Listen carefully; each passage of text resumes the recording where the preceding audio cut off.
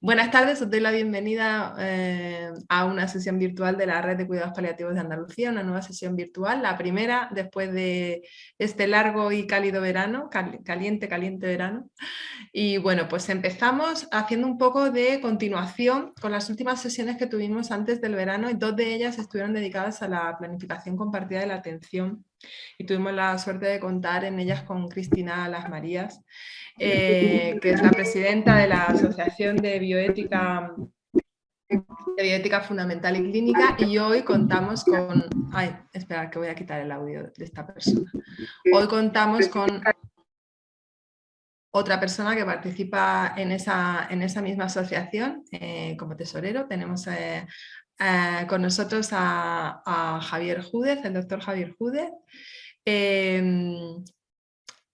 No nos hemos puesto muy de acuerdo en cómo presentarle porque me ha dicho que acortara un poco, entonces voy a ver si soy capaz de acortar lo suficiente, Javier, porque la verdad es que yo creo que merece la pena decir algunos de tus méritos, aunque obviamente no todos, tienes muchísimo más. Bueno, como sabéis, Javier Júdez es un experto en temas de bioética, él es médico, trabaja en el Servicio Murciano de Salud y él es máster en bioética y en cuidados paliativos, pero además es una persona que, bueno, pues que tiene una trayectoria importante en el tema de bioética y voy a deciros solo algunos de los méritos que acredita en ese ámbito. Lo voy a leer porque, por supuesto, no me lo he podido aprender.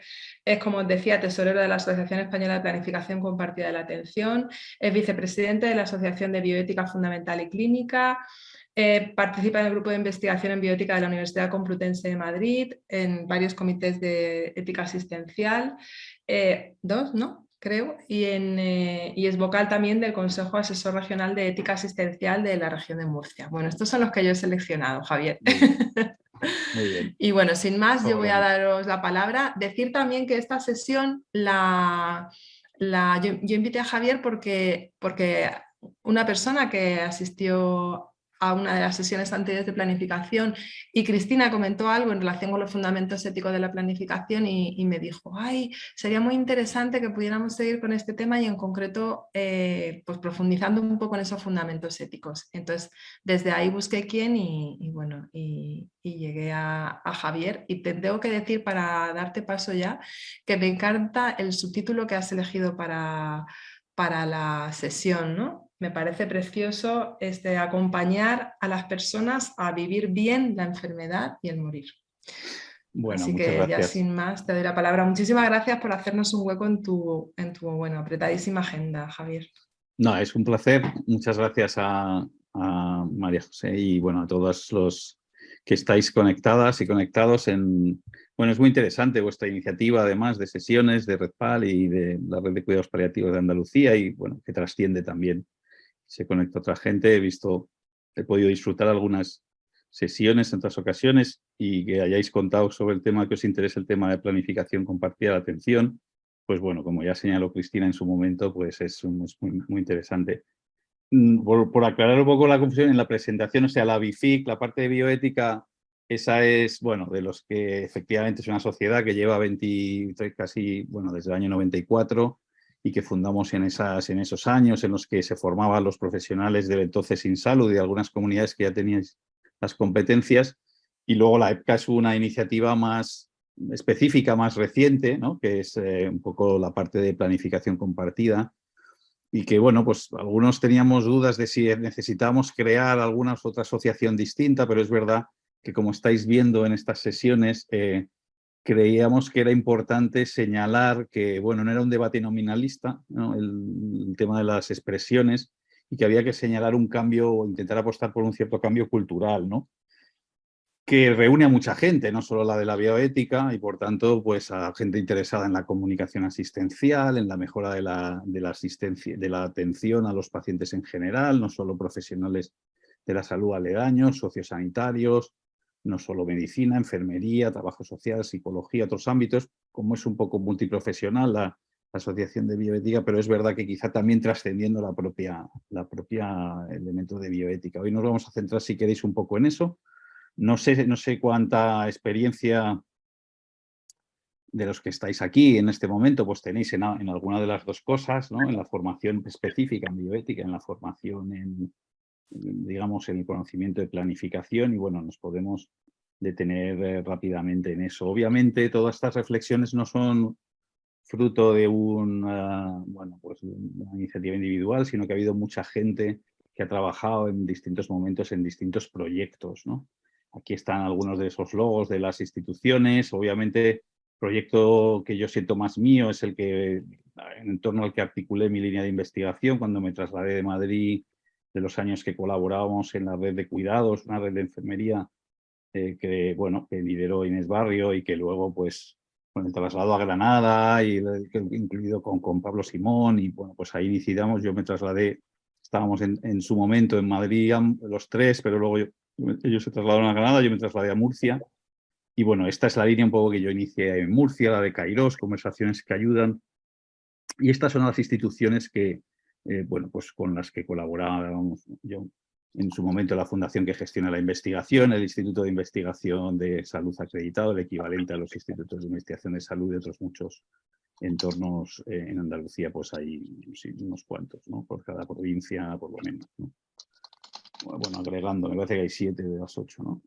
Bueno, como no sé exactamente el nivel de profundización que queremos tener en esta charla durante este tiempo en cuanto a cuestiones de fundamentación, pues yo tengo una serie de materiales y, bueno, pues eso, elegimos o profundizamos, nos detenemos, sobrevolamos donde sea necesario, y para sobrevolar se puede ir con una visión más de conjunto, ¿no? Más de prismático, más de general, o hacemos una cata, ¿no? Nos detenemos y bajamos a más detalle. Para eso, pues la lupa o el microscopio, ¿no? Que hay que tener una visión más de conjunto, ¿no? Más de instrumentos distintos. Yo creo que este ejercicio hay que hacerlo así en otros muchos ejemplos, ¿no? Planificación es un ejemplo, pero es una herramienta para mejorar la asistencia, pero en otras muchas cosas necesitamos eso, ¿no? Momentos de detalle, momentos muy específicos y momentos que no perdamos la dirección, un poco la visión de conjunto hacia dónde vamos, ¿no? El bosque y los árboles, ¿no? Entonces, yo creo que es importante mantener, a mí me gusta un poco estas expresiones que utiliza el Instituto de Medicina, que preside muchas de las publicaciones de lo que ahora es la Academia de Ciencias de los Estados Unidos, pero que en donde se insertaba el Institute of Medicine, ¿no? Y que, si veis las publicaciones, tenía esta frase de Goethe siempre, ¿no? Hay que saber, es importante, no es suficiente, hay que aplicar, es importante, hay que querer, pero no es suficiente y hay que hacer, ¿no? Entonces, bueno, yo creo que eso requiere este tipo de meta herramientas o meta enfoque que requiere una colaboración de distintas personas. Yo creo que el ejemplo de la planificación que vamos a ver esta tarde, pues yo creo que va un poco en esa línea, ¿no? Y luego, no construimos nunca, si pensamos en cualquier clave de las que vayamos a hablar esta tarde, siempre vamos a tener como un triple desafío, ¿no? La empresa del ser humano era una expresión muy querida de Laín, entre algo. Esta idea de que el ser humano proyecta, ¿no? y decide cuál es su quehacer, ¿no? Sus quehaceres, y siempre hay una combinación entre el presente, el pasado y los desafíos del futuro. La idea, la imagen de la conducción, o sea, del camino, del viaje, pues es una idea que va a ser relativamente útil, o sea, va a ser muy útil para el planteamiento de la planificación, ¿no? ¿En qué consistiría ayudar a la gente en un proceso de planificación? Pues de alguna manera en incorporarnos a su coche, al vehículo de su vida, y ver un poco la trayectoria a la que se dirige, ¿no? Y tiene unos ciertos desafíos. En el futuro está con unas ciertas herramientas o capacidades y amenazas en el presente, y tiene también un recorrido, ¿no? Un recorrido que conforma, pues, digamos, los avatares de la realidad de ese vehículo en ese momento, ¿no? En el cual se está trasladando en un proyecto, ¿no? de viaje, ¿no? Y yo creo que eso, la idea del, bueno, una misma visión, ¿no? Cuando conducimos en el retrovisor vemos el pasado, miramos hacia el presente, pero en el horizonte, o sea, estamos, digamos, manejando herramientas en el presente, pero nos dirigimos hacia un futuro. Me parece que eso es una imagen que debemos tener presente a lo largo de toda la sesión. Los fundamentos básicos éticos los conocemos todos porque giran en torno a tomar decisiones. Y a la poca formación de bioética que tengáis, pues, bueno, esta es la articulación, y decirlo un poco en la tierra en la que bueno, pues el mayor divulgador y formador, ¿no?, en la línea de consentimiento informado, que ha sido Pablo, pues bueno, pues hemos articulado muchas veces en bioética estos distintos elementos que compondrían el tomar decisiones. Decimos, hay que acompañar a la gente a tomar decisiones, hay que compartir ese proceso de toma de decisiones. Vamos poco a poco, digamos, cualificando este proceso. Los componentes principales los identificamos en su momento. Me interesa ver un poco cómo vamos evolucionando en esta idea, ¿no? La idea de que las decisiones no son un proceso aislado, no son un proceso, digamos, ajeno, no sé, de una persona que va como muy autista, ¿no?, en su coche y ya está, ¿no? Un proceso en el que muchas veces en el coche va más gente, ¿no? Aunque al final, digamos, uno es el conductor solo, pero digamos que gran parte de ese recorrido se comparte, ¿no?, por mucha gente, ¿no?, que se puede incorporar en esos momentos, en esa trayectoria, en ese viaje, ¿no? Por lo tanto, las decisiones por eso tienen sentido que sean compartidas. Bueno, en la medida que uno quiera, ¿no?, en la medida que en todo caso el protagonista quiera. En nuestro entorno mediterráneo, normalmente nuestros modos de relacionarnos, nuestras familias, el entorno de cuidados, es importante y es un colchón fundamental para dar soporte a los momentos de congoja, a los momentos de zozobra, a los momentos de dificultades que las enfermedades suelen poner como reto. Por lo tanto, ese modelo no es un modelo autonomista, como ya hemos dicho. Cristina hablaba de modelo americano, modelo europeísta. Bueno, no sé si es tan fácil situarlo así, pero en todo caso sí que es verdad que se está produciendo una cierta convergencia. Es decir, que ya se venga de un modelo más autonomista, si se quiere, más anglosajón, o de un modelo más de derechos, más continental, más asentado en la cultural, en la familia y tal. Lo cierto es que en el mundo de la planificación o de la toma, nos vamos, igual que nos estamos globalizando en otras cosas, en gustos culturales, artísticos, no sé, musicales, o digamos, usos, equilibrios de las democracias, y establecemos ciertos patrones, también nos vamos un poco aproximando un poco más a lo que eran, y hoy en día los modelos, hay pocos modelos autonomistas a ultranza, incluso en el ámbito anglosajón, y la incorporación de lo que es relevante para el cuidado de las personas se considera. Esto es un poco lo que podríamos llamar que es ir más allá del modelo de autonomía de un agente al mando. Imaginaros, pues en este modelo de viaje, pues eso, el que lleva las riendas en los carricoches estos que iban con caballos, ¿no? El que lleva las riendas, el que azuza, ¿no? Bueno, aquí es un poco el conductor. Sí que está claro, pero tengamos presente esta idea de que la autonomía la debemos concebir relacionalmente, y esto es un eje fundamental de fundamentación ética de la planificación compartida de atención que vamos a ver. Los que estuvierais en las sesiones, a las que habéis podido ver, pues conocéis más o menos el concepto, así no lo vamos a repasar, pero interesa que vayamos construyéndolo desde lo que es el proceso que los clínicos, que las personas que atendemos a las personas enfermas, pues nos resulta familiar, ¿no? Tenemos personas que les suceden cosas, que tienen más amenazas, nosotros aportamos unos ciertos recursos. Este modelo lo voy a utilizar mucho, el de amenazas y recursos, porque establecen el balance de las cosas en las que podemos ayudar a la gente para que tome decisiones que sean útiles para afrontar esos desafíos, para superarlos en la medida que se pueda, para aliviarlos o para acompañarlos, ¿no?, cuando eso no es suficiente, ¿no?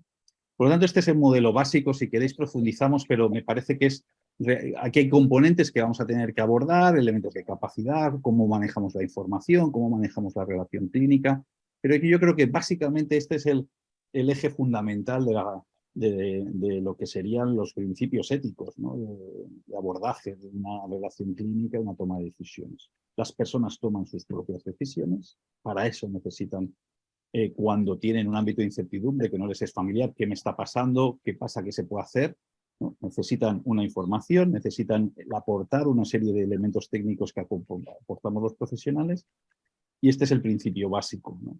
Esto lo hacemos normalmente en un contexto de cuidados, por tanto relacional, y eso nos obliga a tener unas ciertas habilidades relacionales como profesionales.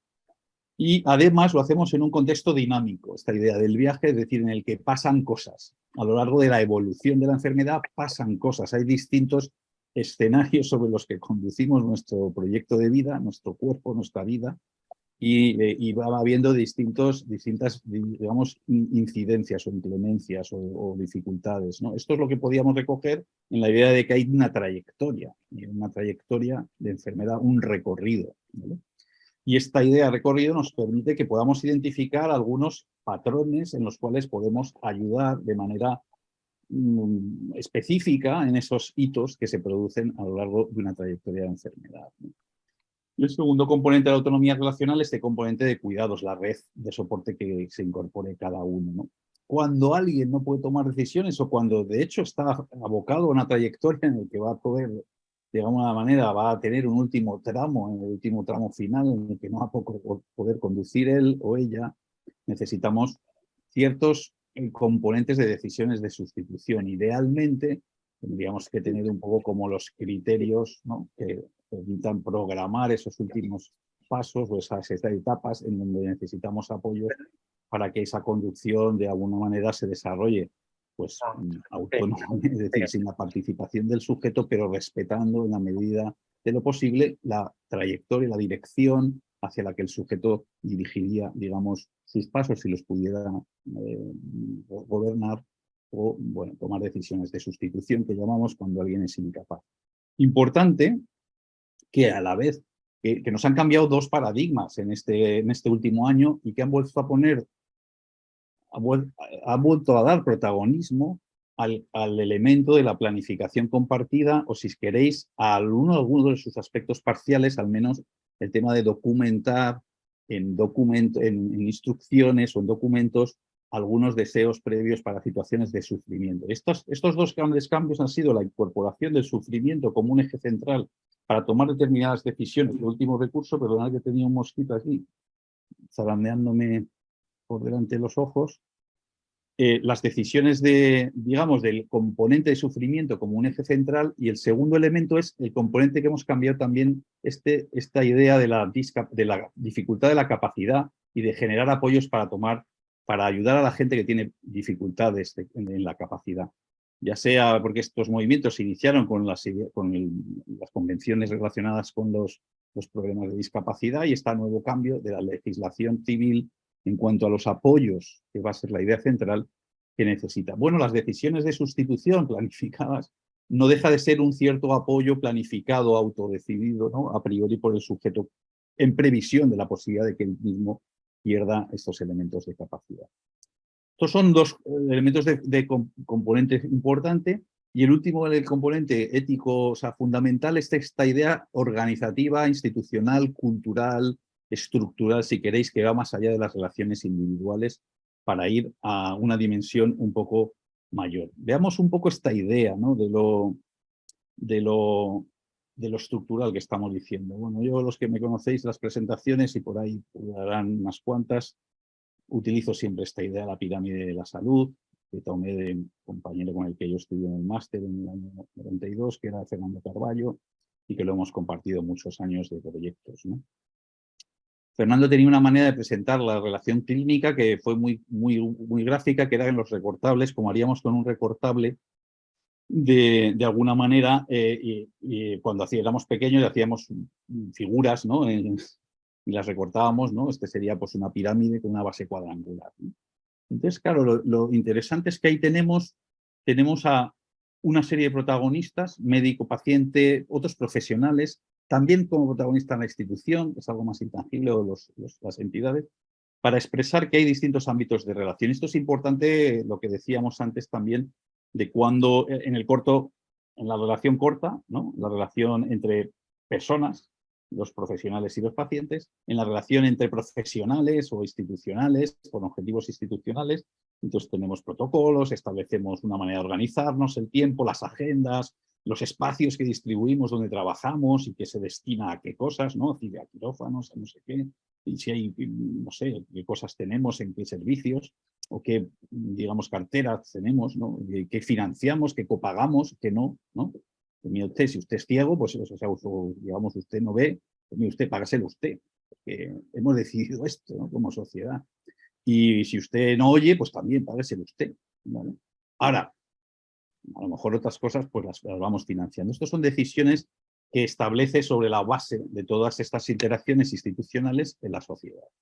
Y puede establecer otros criterios, puede establecer criterios para priorizar los trasplantes, puede establecer criterios para ampliar las carteras de servicios, incluir mayor, ¿no?, prestaciones universales o un copago farmacéutico, o puede establecer criterios para, por ejemplo, modificar las líneas rojas de los límites en el final de la vida e incluir pues, una prestación de ayuda para morir, ¿no?, a partir de la vida. Esto es fruto de lo que se establece en el marco macro de la sociedad, con interacciones y cada marco influye en el otro, ¿no? Es decir, hay una repercusión lógica que esta idea gráfica nos representa, y que una idea más de conjuntos, pues también, o si queréis de diagramas, también que se interrelacionan unos con otros, o de círculos, pues nos puede ayudar a veces a visualizar, ¿no?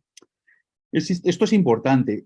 Lo que es importante es que además para el protagonista tiene una vivencia personal. Fijaos, la planificación va a coger estos fundamentos, pero los va a poner en calidad de tomarse muy en serio la vivencia personal de una realidad de enfermedad, para que los profesionales que también buscan en la enfermedad un cierto conocimiento estructurado, diagnóstico, para el cual investigan en cuidados o en conocimiento científico, establezcan a través de relaciones clínicas, digamos, una prestación de servicios que también se establece entre el paciente y la institución. De alguna manera es un compromiso del paciente con unas instituciones que se canaliza a través de profesionales concretos. Profesionales que trabajan en equipo y que, por tanto, también tienen otra serie de dinámicas importantes, ¿no? Puede haber continuidad o discontinuidad en ese trabajo en equipo, problema. Puede haber agujeros, ¿no?, en esos procesos de calidad, ¿no?, que surgen, y por eso pues tenemos que también atender a esas dimensiones. Bueno, y todo esto, el estado de salud, es también un elemento que no es objetivo, es un elemento claramente de valor subjetivo, y que a lo largo de los distintos momentos va cambiando de fundamentación, digamos, de valor para las personas. En el desarrollismo, digamos, muy esperanzado tras la crisis de la Segunda Guerra Mundial y la conformación de las organizaciones internacionales, pues dimos una definición que era como completamente pues ideal, ¿no? Era usted, la salud es el perfecto estado de bienestar físico, mental y social, y no solo la ausencia de enfermedad, de lo cual se deduciría que nadie está sano, ¿no? Es decir, todos somos enfermos, sin ninguna duda, que no conozco a nadie con el perfecto estado de bienestar físico, mental y social, ¿no? No solamente enfermo. Esta visión se fue modulando, y las propias organizaciones internacionales generaron pues, una clasificación del funcionamiento, la discapacidad y salud, lo cual nos da idea de por dónde van los tiros, o determinantes sociales de la salud, que también nos da una idea, o las reflexiones que podía hacerse en el British Medical Journal para tener una portada en 2011, hace ya pues, una década larga, donde se hablaba de una nueva definición, y se planteaba gente como Jabad y algunos otros que habían liderado la medicina basada en la evidencia y tal, pero bueno, otros elementos también en la salud como habilidad de adaptarse y autogestionarse, cosa que es enormemente interesante y que desde el punto de vista de fundamentación para la planificación nos da una idea muy rica de por dónde pueden ir los tiros, ¿no?, en las relaciones clínicas que podemos establecer y en los objetivos que podemos tener en la toma de decisiones para afrontar una enfermedad, ¿no? Sabiendo que, evidentemente, todos somos mortales y todos acabamos falleciendo, pero que en ese proceso pues, tenemos ciertas incógnitas que nos pueden suceder en distintos momentos, ¿no? Y de ahí el componente relacional que decíamos también como importante. Bueno, este sería el recortable que decíamos, y con los distintos ámbitos que tendríamos, micro, meso, macro. Y podríamos hacerlo más complejo, en vez de cuadrado, pues podríamos poner todas las profesiones que quisiéramos que componen la realidad de nuestros procesos asistenciales, ¿no? Psicología, trabajo social, terapia ocupacional, lo que se nos ocurra, ¿no? Es decir, que necesitaríamos y tendríamos una riqueza mucho más compleja en ese sentido y más real de lo que en este momento son nuestra asistencia. Bueno, este es un vídeo que no voy a... O sí, no sé si lo vais a oír, a ver.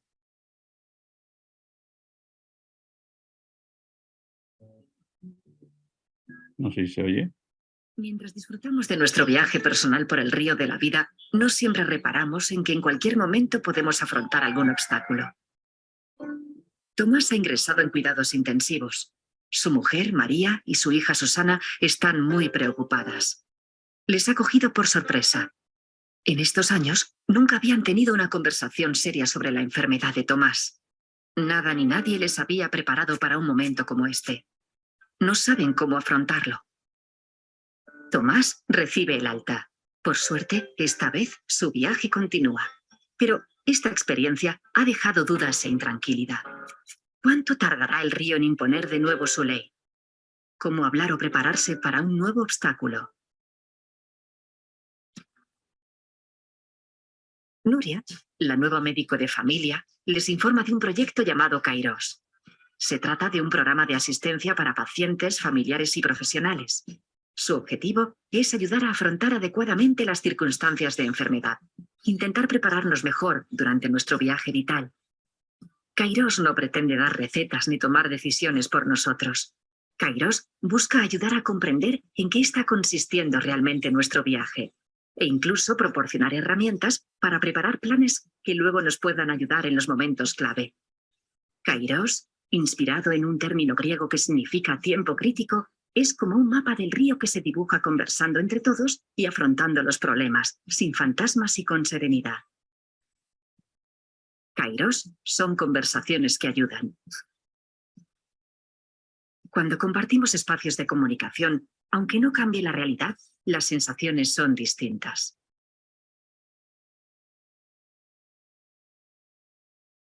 Susana sigue preocupada por la salud de su padre, pero ha dedicado un tiempo crítico para poder orientarse mejor.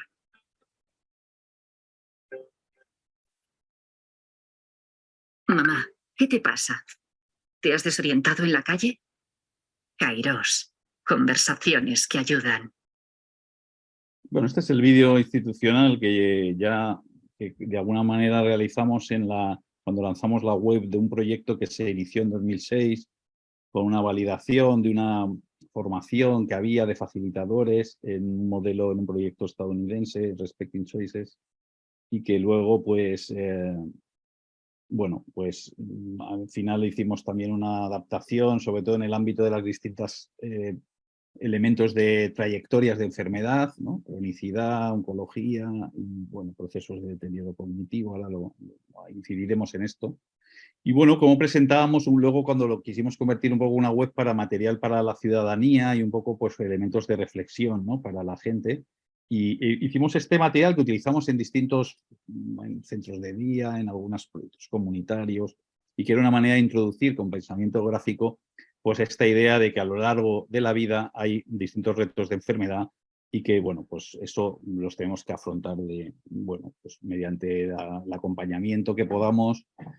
Esta idea de la navaja suiza, ¿no? Con distintas herramientas a disposición, ¿no? Para acompañar el camino. Y esta idea pues, la fuimos incorporando en distintos momentos. Me voy a saltar una parte de fundamentación aquí, que creo que esto es más de elementos de cómo somos los seres humanos y que necesitamos interaccionar, ¿no? Y tenemos una cierta independencia, cómo construimos las relaciones clínicas. Lo salto, los componentes que tenemos relacionales, que estarían en esa parte que hemos dicho de la pirámide, cómo tenemos esferas, además de que tengamos lo macro, lo micro, lo meso, además como personas, en esta tenemos relaciones de confianza, no solo relaciones, digamos, de derechos, esas relaciones de derecho que tanto nos gusta formular, ¿no? En nuestras legislaciones y ver qué tenemos que hacer, qué dice la ley. Y no me cuentes cosas, quiero decir, cómo te relacionas tú con una persona que necesita ayuda o que te está pidiendo, digamos, que, cómo le puedes ayudar, qué le pasa, ¿no? En una relación de confianza que genera unas ciertas obligaciones de cuidado, lógicamente, unas normas de cortesía, de educación, ¿no? Y unas obligaciones también de protección, de cumplimiento, obviamente, de derechos, ¿no? Bueno, entonces con esto pues abordaría el tema de confidencialidad y otros elementos. Otro elemento muy importante también, que voy a pasar muy rápidamente, tiene que ver con esta dicotomía entre la generar evidencia y, digamos, pues qué implica qué es relevante para la gente para tomar decisiones. Y la evidencia es solo una parte importante, esto que llamamos nosotros y que tanto nos preocupa, la evidencia, ¿no? Fue mi primera beca de investigación doctoral, era eso, ¿no? Era bioética, investigación y práctica clínica. O sea, era intentar ver la parte de generación de la evidencia, la parte de la clínica, pero luego la aplicación en los elementos de valores, ¿no? Este componente deliberativo. Fijaos que hoy en día, Richard Thaler es un premio de estos Nobel que le dan a un psicólogo o a un economista, y hemos tenido alguna tradición de psicólogos que les están dando premios Nobel de economía, como Kahneman, algunos otros que tenemos ahí con decisiones. Y en torno a este tipo de pensamiento sobre cómo tomamos decisiones, hay Chartarel habla de este concepto de darle un pequeño estímulo, como hacen los elefantes con sus crías. Los elefantes tienden a trasladarse en una serie de líneas cuando están trasladándose por la selva y, bueno, pues las crías, no sé, pierden un poco, entonces, bueno, les das este pequeño golpecillo, ¿no? Con la trompa. Esto es lo que en la expresión inglesa se llama nudge, ¿no? Esto se aplica en la toma de decisiones y en lo que me quiero centrar simplemente como apunte en esta diapositiva es sobre dos ideas, ¿no? Una idea es que los profesionales que acompañamos a las personas enfermas somos arquitectos de la toma de decisiones. Y esta es una idea central que es clave, o sea, esta especie de asepsia, ¿no? De que, bueno, está claro que no debemos coaccionar y está claro que no debemos, digamos, imponer nuestros criterios y ahí hay una línea que es clara, pero a la vez hay un gran campo gris que es la arquitectura de las decisiones y esto pues ahí hay mucha materia, ¿no? Mucha materia que es cómo presentamos la información, cómo presentamos, digamos, los datos, ¿no? de la información, etcétera. Bueno, esto llevó, fijaos que ya desde el principio, en la colaboración más dura de la medicina basada en la evidencia, que es la Cochrane, ¿no? La colaboración Cochrane, llevó a que, y a la presentación de, bueno, de cuando alguien te dice, bueno, lo que me estás planteando va a funcionar o no va a funcionar, ¿no? Para tomar decisiones, como el King's Fund, ¿no? En los británicos reflejaban un poco esta idea, este autor, ¿no? Tony Hope, reflejaba una idea de que, mire, si tenemos en cuenta lo que necesitamos, la evidencia, la información que tenemos para una persona para que tome decisiones basadas en la evidencia es esto, si tenemos en cuenta la información que podríamos generar, ¿no? Potencialmente basada en la evidencia, tendríamos este segundo círculo B, y este sería el círculo de las cosas que son importantes para un paciente que no están basadas en este tipo de información, que tienen que ver con otras cosas, con cómo recibe la asistencia, ¿no?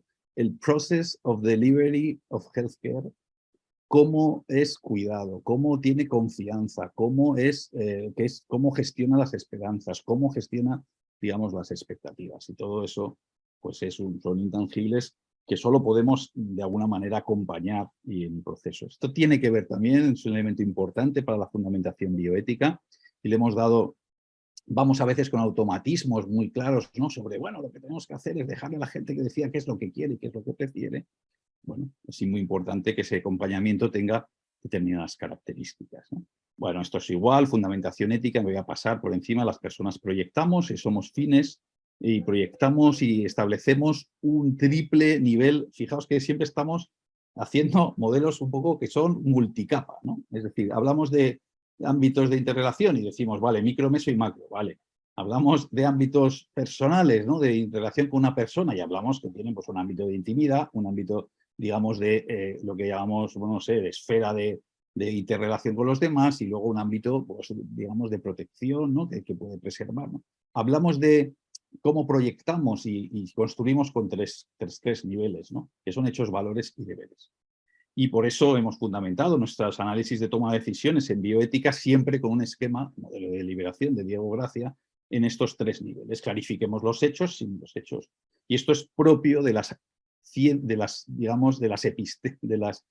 doxas, ¿no? de las tecnés, ¿no? De lo que son nuestras ciencias, ¿no? La clínica es una tecné, no son ciencias duras, ¿no? Epistemes, no es la astronomía mediante el cual podemos decir que, bueno, que un asteroide a 22 millones de kilómetros, pues le vamos a lanzar una nevera, ¿no? Una sonda y la vamos a impactar allí, porque bueno, hacemos unos cálculos astrofísicos y pues damos al asteroide que está a 22 millones, ¿no? Esto es un poco distinto, ¿no? La toma de decisiones en las tecnés, ¿no? Y la clínica es una, o el ámbito de asistencial es uno, también la jurídica es una, por eso hacemos jurisprudencia, por eso hacemos morisprudencia, ¿no? Esto es la valoración ética, se construye sobre estos tres niveles y ojo con caer en los reduccionismos. Bueno, la metodología de deliberación que vamos a utilizar nos va a intentar ayudar en esos niveles de fundamentación. Y el otro componente, decíamos, era hacia dónde van los coches, ¿no? Hacia dónde se dirigen. Y esto tiene que ver con los fines de los proyectos de las personas, pero también con los fines que la propia sociedad establece para la medicina. Famoso en la bioética este proyecto de los años 90, que cristalizó en un informe del Hastings Center Report del año 96, de los fines de la medicina, que luego se publicó en un libro que es esta de portada del año 99 y que luego ha sido traducido también por la Grifols en castellano, y que de alguna manera nos muestra que existe una cierta modulación en esta idea del sufrimiento. Yo lo quiero traer esta idea para rescatar esto que hemos dicho, que hemos colocado, que yo he mencionado, que hemos colocado en el centro del trasfondo ético para acompañar a la gente a tomar decisiones. Y hemos dicho que hay una realidad, por supuesto hay que prevenir enfermedades, hay que promover la salud, estilos de vida saludables, en fin, tener un planeta más sostenible, conservar toda una serie de medidas. Cuando la gente experimenta males, por decirlo de alguna manera, y ahora vemos que eso es una riqueza de denominaciones, si queréis, pues hay una realidad de dolor, hay un desbalance entre las amenazas y los recursos que las personas tenemos. Bueno, y en ese sentido debemos intentar aportar recursos para superar esos escenarios desbalanceados, esos desequilibrios de amenazas y recursos. En la medida en la que lo conseguimos, llamamos que curamos, es decir, modificamos el curso de un desafío funcional y lo restauramos a una funcionalidad que permite seguir desarrollando el proyecto de vida.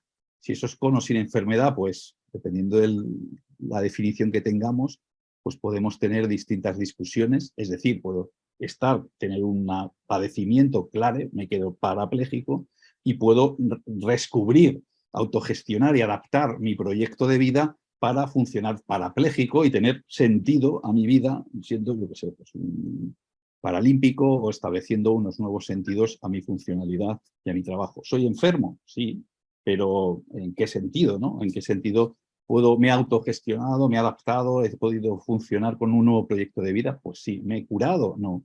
¿He modificado mi curso de enfermedad? No.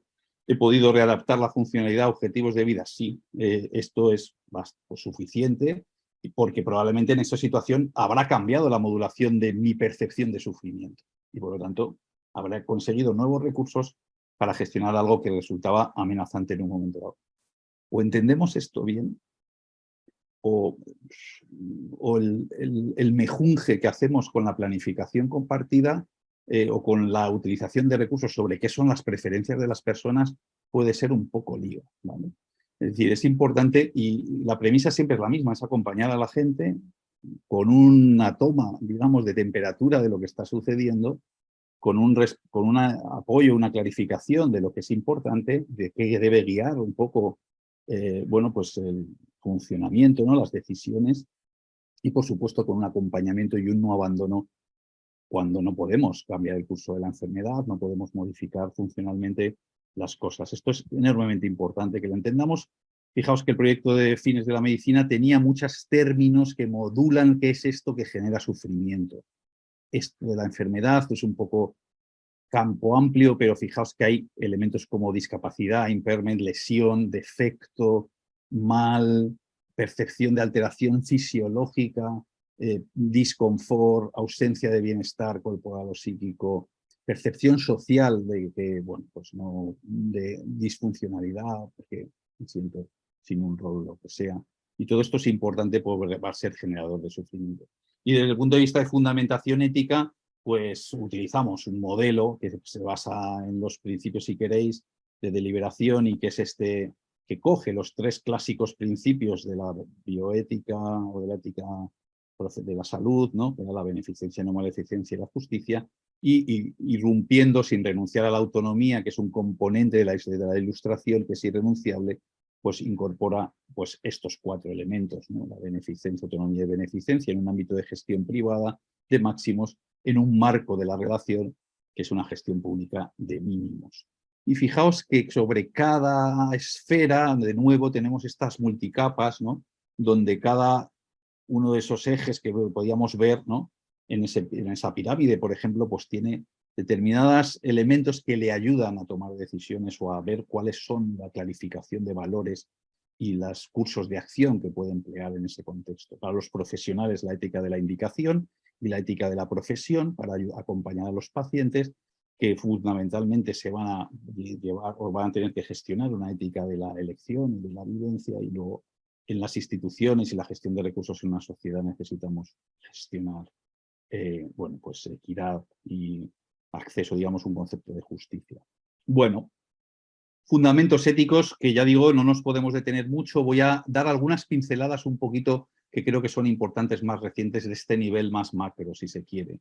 y es no valen modelos planos, lineales, de investigación y, digamos, formación. Creo que valen más estos conceptos tan sugestivos que se llevan empleando ya unos cuantos años de sistemas de salud que aprenden. Yo creo que esto es importante para cómo concebimos este entramado entre paciente, investigación, digamos, ciencia, ¿no? Evidencia, ¿no? Y tiene que ver con la cultura, con de las organizaciones, de la sociedad, los valores de esa sociedad y los procesos en los cuales se dan servicios y se atiende, ¿no? Y se transmite las profesiones, ¿no? La formación de los profesionales en un sentido u en otro.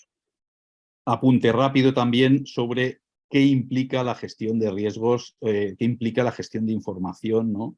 Y esto no deja de ser interesante como dos profesionales, uno caracterizado por la medicina basada en la evidencia y los sistemas de salud basados en la evidencia, que sería Muir Gray, y un psicólogo que ha trabajado el tema de un poco discípulo, si queréis, del grupo de Tversky y Kahneman, ¿no? De los riesgos, la incertidumbre, cómo tomar decisiones, que es Guy Gerenser, alemán, pues bueno, se juntaron a establecer un poco cuál sería la asistencia sanitaria en 2020. Ya la hemos pasado, esto era en el 2011, ¿no? Que era cómo hacer mejores pacientes, mejores doctores, mejores decisiones, y tenía que ver un poco con esta mayor complejidad. No me voy a detener más en este apunte, digamos, de fundamentación. Bueno, Muir Gray, para el que no esté familiarizado, se sitúa más en este concepto de que las organizaciones de salud debemos dar valor a la salud, ¿no?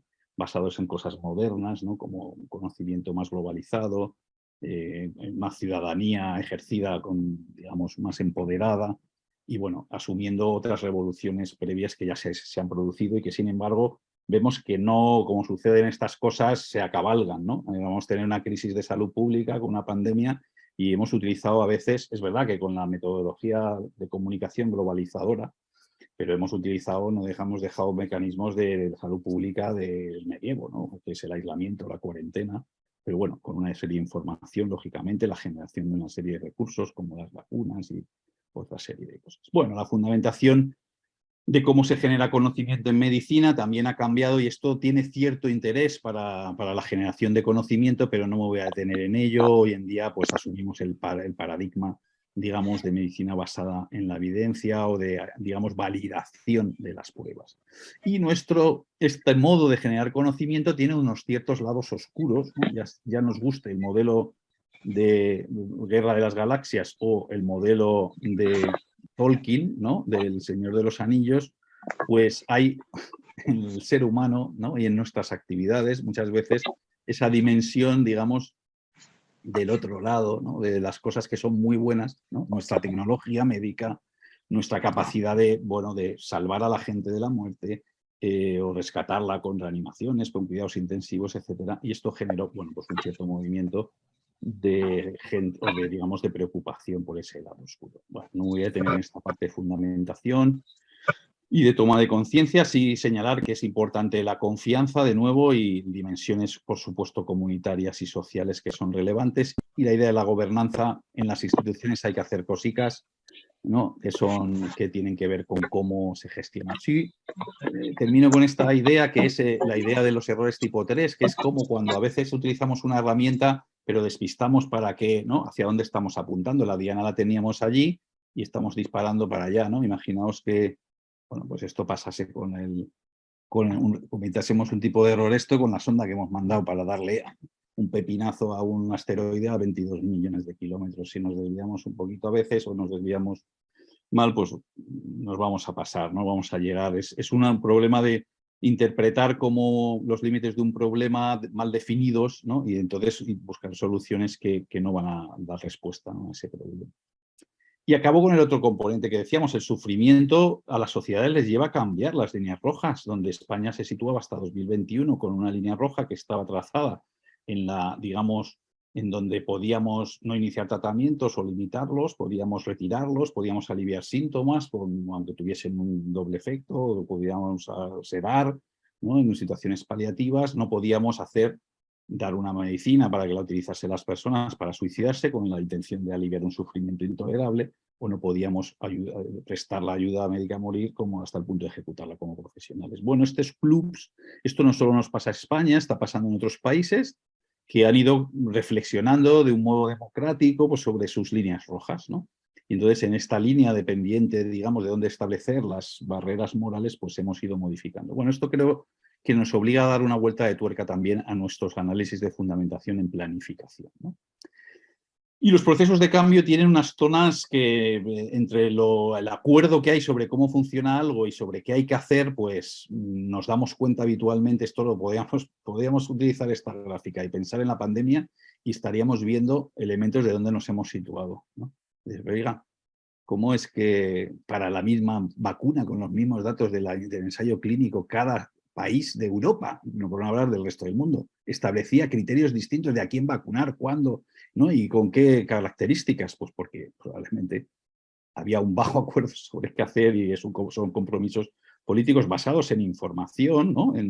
De cómo funcionaban las cosas, pero con una dificultad, ¿no? Con zonas de complejidad de ensayo y error, ¿no? Entonces, bueno, hasta que llegamos a estándares acordados, ¿no? Y guías que están muy claras, pues tenemos otras zonas, ¿no? De ensayo y error, de innovación y creatividad, de experimentación, que son fundamentales. De nuevo, Theresa Greenhalgh, una médico primarista británica que ha trabajado como divulgadora de la medicina basada en la evidencia, pero luego también de la aproximación narrativa y, bueno, y, si queréis, pues de las experiencias de enfermedad. Y esta es un poco la aplicación. Vamos a aterrizarlo a lo que sería la planificación, que yo todavía no he definido y he dado por hecho que conocemos, porque esta es la tercera sesión, pero que si no, pues podemos revisitar, pero a la luz de estos elementos éticos que son comunes, más allá que estemos utilizando herramientas de planificación, ¿no? Profesionales que vamos a atender a personas enfermas que están en situación, digamos, de cierto sufrimiento y donde, bueno, vamos a gestionar sus amenazas y recursos. Bueno, yo creo que es importante para ver estas herramientas que interpretemos que la planificación, como vamos a retomar y a caracterizarla, lo que tiene es como un radar. Es como un radar que podemos tener un software más o menos sofisticado para que nos detecte cosas que son relevantes en la experiencia de enfermedad. Yo he defendido que el modelo que se centra solo en documentos era una sensibilidad, era un software pobretón, ¿no? De radar, y eso sería una sensibilidad tipo 1. He defendido que había un modelo más sofisticado, que era el que daba lugar a, pues, a una decisión más, bueno, lo que ha sido todos nuestros proyectos, más o menos, de la década de los comienzos del siglo XXI, pues la Liga Andaluza, los proyectos que os comentaba Cristina. Yo creo que la planificación compartida de atención como intento de vuelta de tuerca, de enfoque cultural, intenta actualizar ese software un poquito más y generar una sensibilidad 3, digamos, si queréis, que tiene que ver con no solo planificar para detectar o prepararse para las decisiones futuras en una situación de incapacidad, sino asumir desde el principio que lo que estamos haciendo es acompañar a sujetos autónomos desde su realidad autónoma relacional para tomar decisiones compartidas. Por lo tanto, nos interesa ya el presente, lo que le sucede, cuando es él el que toma las decisiones y no me tiene que dar instrucciones para qué haríamos, qué tenemos que hacer en caso de que tú no puedas tomar decisiones. Yo aprendo contigo,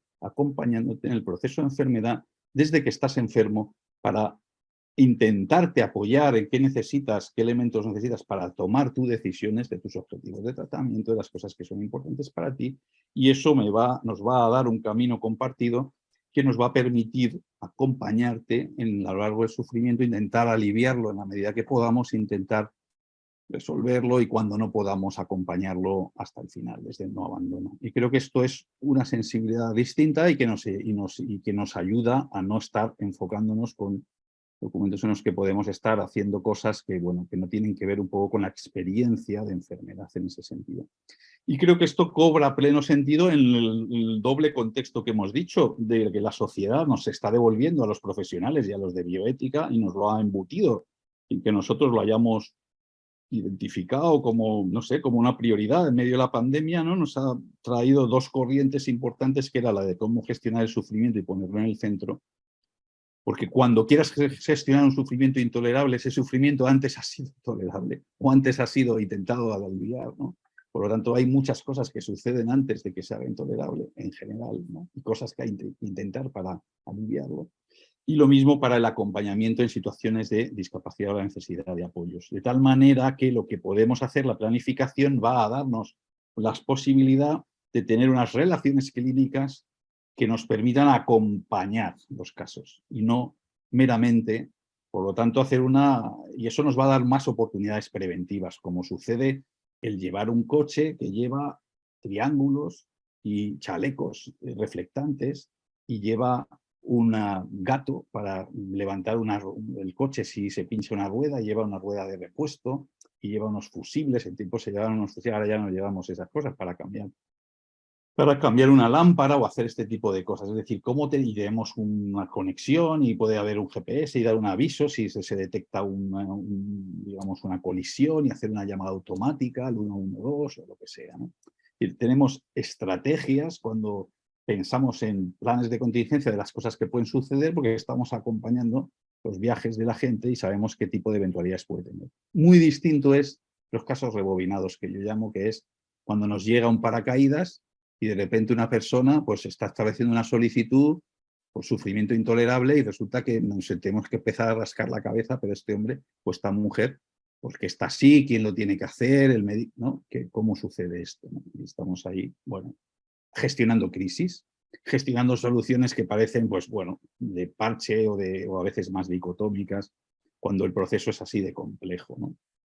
En los fundamentos de la toma de planificación está esta idea que hemos recogido. Si ahora lo recogemos en todas las grandes ideas que se utilizan en la planificación, y no me he detenido a ver, pero lo podríamos dedicar en esta diapositiva a cada una de estas gráficas, pues un tiempo de la sesión, pero es de alguna manera conocimiento básico para la fundamentación de la planificación, y es que las personas que decíamos sufren por un desequilibrio entre amenazas y recursos, ya sea en lo corporal o en lo psicológico.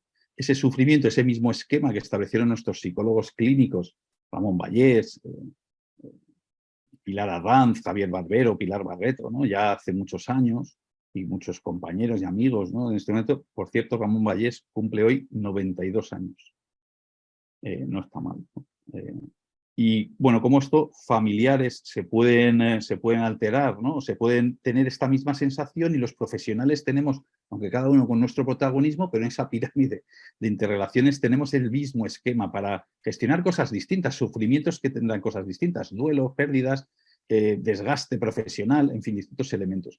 Como la idea de sufrimiento, y daría para, yo os invito, ¿no?, a elementos de fundamentación ética y de profundización, que son relevantes, ¿no? Bueno, es que el sufrimiento es multidimensional, tiene distintas dimensiones que debemos explorar, por tanto, en esta dimensión biopsicosocioemocional, aspectos físicos, sociales, psicológicos, existenciales, ¿no? Bueno, la idea de las trayectorias de enfermedad, que aquí tenéis las principales, ¿no? Y que podemos, bueno, pues detallar si se quiere, pero que son la oncológica, donde hay una pérdida de funcionalidad muy rápida que puede revertirse con elementos o tratamientos, pero que pueden lentecerse y, digamos, disminuirse su velocidad de deterioro funcional o puede perderse la vida, ¿no?, en una terminalidad, o los procesos crónicos que tienen sube y bajas, ¿no?, reagudizaciones y crisis dentro de una pendiente progresiva de pérdida funcional, o los procesos de deterioro neurodegenerativo que son, al final, se sitúan más que en una terminalidad, en una dependencia, donde no es tan fácil predecir el momento de la muerte, ¿no? Esto de las trayectorias de enfermedad, fundamental para que tengamos un patrón y funcionemos, ¿no? Y cómo en esa tarea nuestra de profesionales para luchar contra enfermedades intentamos evitar y retrasar, digamos, ese jaque, ¿no?, que las enfermedades plantean, y utilizamos un proceso en el que decantan nuestras opciones para atender y resolver ese desbalance de amenazas y recursos, ¿no? Y vamos utilizando recursos que intentan resolver ese sufrimiento, pero cuando el sufrimiento va decantando a que se mantiene a pesar de las alternativas y las medidas que hemos hecho, es cuando nos planteamos opciones, digamos, de último recurso desde una filosofía de no abandono y centrada en el paciente, y entonces tenemos que seguir profundizando en ese sufrimiento que no se ha resuelto con las medidas, digamos, estándar, y es cuando la sociedad plantea opciones de último recurso, como en este caso se han legislado que no vamos a ver. Bueno, pues esta sería la recapitulación. Desde los ejes de planificación, repito, la idea de trayectoria y de proceso biográfico es fundamental. Y vamos, ¿cómo hemos intentado recoger en patrones prácticos esto? Pues 3 grandes escenarios. Escenarios hipotéticos o por si acaso. Este es el escenario de por qué llevamos un triángulo y un chaleco reflectante y vamos con cinturón de seguridad. Escenarios de donde vivimos con la enfermedad, que ya nos altera la funcionalidad, pero tenemos capacidad de gobernarnos de alguna manera, y escenarios donde ya entramos en que la enfermedad nos vence en la trayectoria funcional y tenemos que preparar nuestro capítulo final y nuestro legado, ¿no? Esas 3 grandes etapas importantes en las cuales debemos ayudar a las personas de manera básica, ¿no? Por tanto, el pensamiento gráfico que tenemos, lógicamente, que tiene que ver con las trayectorias, que tiene que ver con el mapa que decíamos del camino, pues bueno, cómo se podía aplicar en Kairos. El tema de las trayectorias, que lo he detallado ahora mismo, bueno, aquí tenéis un poco el detalle, pero bueno, esto ya digo que es bastante conocido, pues somos bastante pesados, ¿no?, con esta idea, porque es muy ilustrativa de cómo debemos hacer ahora los procesos prácticos de acompañamiento, ¿no? Entrevistas que se deben acomodar al escenario de clarificación. Y este es un elemento que es sustantivo. ¿Cómo resulta que estamos haciendo procesos de planificación solo basados en escenarios hipotéticos? No solo, pero una gran parte. Decimos, oiga, usted tiene que pensar una vez, ¿no?, en su proceso y piense que es importante para usted, ¿no? Y si le pasa esto, ¿qué tal? ¿Qué haría? Y tal y cual. Pero luego resulta que le pasa eso a la persona y entonces no recogemos eso de manera fresca, no volvemos a tomarle la temperatura. El radar no nos vuelve a devolver la información de, bueno, ¿qué es? Bueno, vale, pensé que era importante para mí esto, pero ahora que me ha pasado, ¿no?, de la experiencia, ¿no?, de la hipótesis a la experiencia, ¿cómo hacemos? Debemos acompañar estos procesos. Y por eso es fundamental, este es un cambio fundamental entre entender que acompaño al que toma decisiones, aunque sea capaz de tomarlas, o acompaño al que se tiene que preparar para decisiones futuras cuando no es capaz de tomarlas. Este cambio nos permite que le tomamos el pulso a una realidad antropológica clarísima, que es que no es lo mismo pensar en algo como escenario hipotético que experimentarlo, padecerlo y luego afrontarlo, acomodarte, lo que sea. Hay que acompañar en ese proceso para tener elementos de juicio que luego podamos llevar a otras decisiones más críticas, ¿no? Por ejemplo, que no hemos aliviado el sufrimiento y que el sufrimiento es inevitable, ¿no? Pero entonces tenemos ese decantador, que tenemos una gran tarea que recorrer, ¿no?, en las cuales la planificación puede estar en todo el recorrido para todas las personas que experimentan, digamos, lo que aquí se llama la vida en jaque, ¿no? Tener la vida en jaque, que es tener la posibilidad de que te mueras por un reto en cualquiera de estas trayectorias en un momento dado, ¿no? Si hoy damos un corte, hoy, entre los que se están muriendo hoy, veremos que habrá en cada una de estas 4 categorías, en proporciones diversas, pero que habrá gente que va a tener un accidente, habrá gente que estará sana, digamos, que no se habrá muerto, pero que no bueno, y este es un poco el escenario que tenemos. Lo relevante de las trayectorias es que nos da patrones para atender necesidades distintas. Y entonces tenemos que pensar si nuestros puntos de atención deben ser iguales o deben ser diferentes. Y esto es importante que lo tengamos en cuenta para el modelo de atención. Y esto es, yo creo, que una de las cosas que tenemos que repensar más, ¿no? Y acabo con una preocupación, que es cómo documentamos esto en la historia clínica. Bueno, aquí estaba dando el detalle, digamos, de los documentos, pero bueno, el tema que he hablado varias veces de desbalance de recursos y amenazas, que me parece fundamental, y del sufrimiento, os lo vuelvo a traer a colación. Y esto lo tenemos que gestionar al final en espacios clínicos y en espacios que tenemos que documentar en la historia clínica, ¿no? Gestión del tiempo, en interacciones clínicas en las que gestionamos preocupaciones y planes de actuación.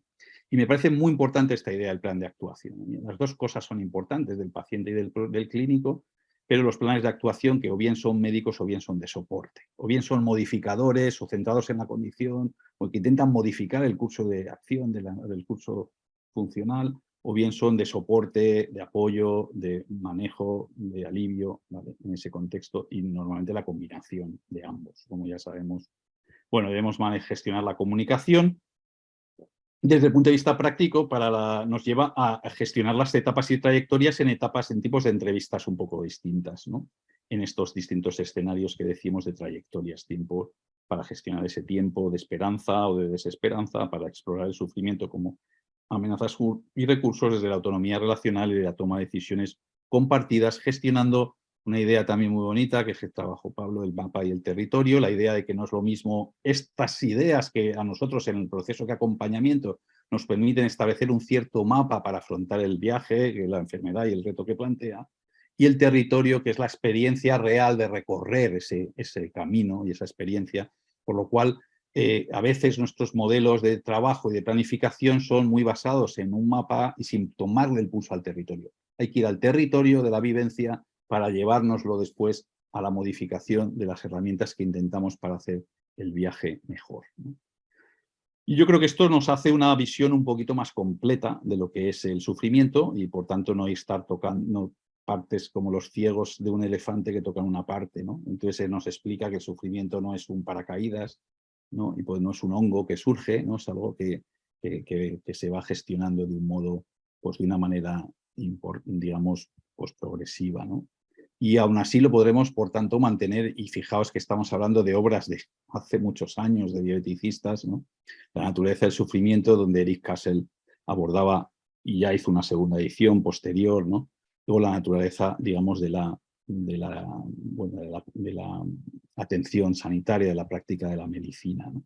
Bueno, este modelo complejo de modificación del curso de la enfermedad y soporte que defendemos mucho más claramente que esto, cuando está la vida en jaque, que nos lleva a identificar transiciones y, por lo tanto, incorporar toma de decisiones. Y ser un poco más parteros, como en este libro de Tim Quill, una persona muy conocida en el mundo de los temas de final de la vida, y que se vio envuelto en los temas de viviendo en Nueva York, pues el apoyo, la ayuda a una paciente, dándole una prescripción, ¿no? Sabiendo que la iba a utilizar para suicidarse, y bueno, eso fue un artículo en New England en el año 91, hace muchos años, y generó una serie de polémicas, pero bueno, en todo caso, Midwife Through the Dying Process es la idea de que acompañar los procesos es de alguna manera hacerlo como hacemos en el parto. El protagonista está claro quién es, ¿no? El proceso de alumbramiento. Hay también una documental de Chapero Jackson que se llama así, Alumbramiento, y es para un proceso de final de la vida.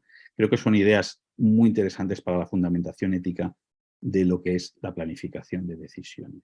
Que esto ya enlaza con los modelos de cronicidad, los modelos que utilizamos en paliativos, ¿no? Diagnóstico situacional, enfermedad orgánica, las condiciones, no sé, funcionales cognitivas, ¿no? El modelo catalán, modelo que ha trabajado Delico, que ha trabajado Cristina también, con Gómez Batiste, con Jordian Blas, ¿no? Con Blake, todos estos modelos, ¿no? La fragilidad, otro concepto importante. Veis que también trabajan con las trayectorias. Estos son ya modelos clínicos, ¿no? Que se están trabajando, y bueno, cómo intentar identificar los objetivos institucionales de una perspectiva más de los profesionales, pero también para hablar, ¿no? Para intentar estructurar las conversaciones, ¿no? Con los profesionales, el tema de las transiciones, ¿no? La segunda transición y, bueno, objetivos de supervivencia, de funcionalidad o de bienestar.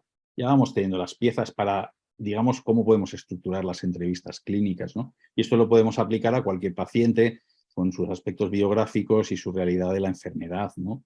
Donde vaya afrontando qué debo conocer de usted para, ¿no? Para cuidarla mejor, ¿no? Una posible pregunta de Chochinov que ya os planteó.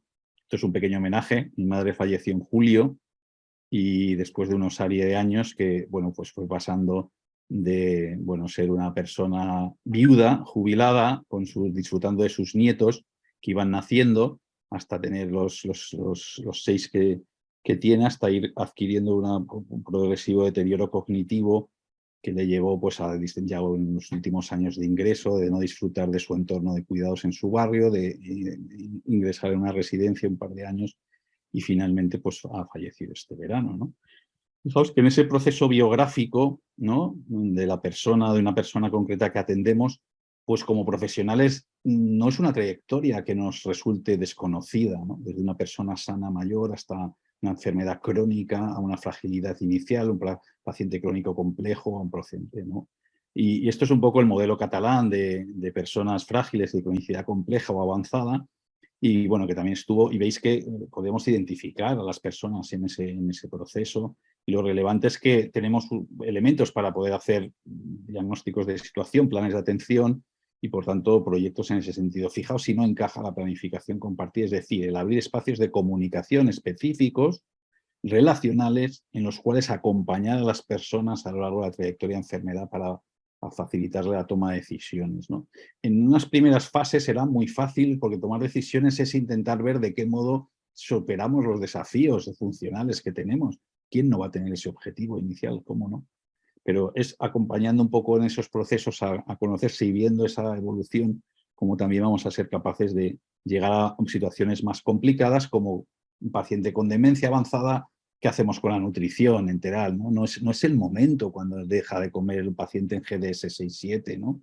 Cuando ha pasado por años previos en los cuales hemos ido teniendo pérdidas y duelos y pérdidas funcionales, ¿no?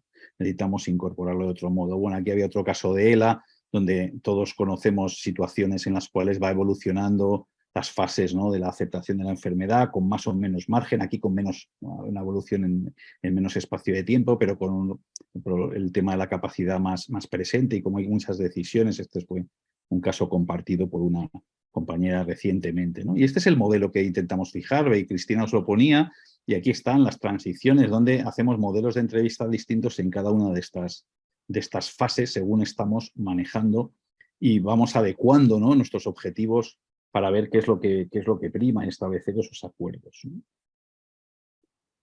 Venga, ¿quién se anima a cositas? Antes de que...